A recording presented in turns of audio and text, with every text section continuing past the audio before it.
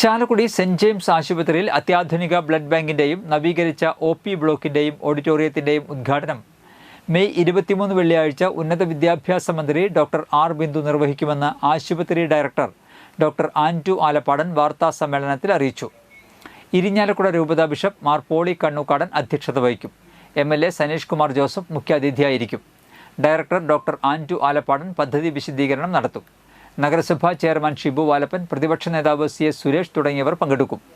വാർത്താ സമ്മേളനത്തിൽ director doctor Antu Alappadan, associate director father Naveen Ooken, operation manager KJ Paulose, sister Lini Thoduparambil തുടങ്ങിയവർ പങ്കെടുത്തു.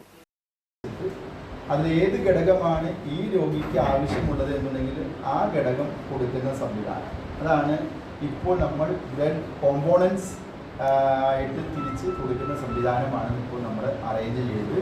അത് ഈ മാസം 23-ാം തീയതി വെള്ളിയാഴ്ച ഉച്ചതിരിഞ്ഞ് 3:30 മണിക്ക് ഉന്നത വിദ്യാഭ്യാസ മന്ത്രി ഡോക്ടർ ആർ ബിന്ദു ഉദ്ഘാടനം ചെയ്യുന്നത് അഭിമന്യ പോളി പിതാവിൻ്റെ അധ്യക്ഷതയിൽ കൂടുന്ന യോഗത്തിൽ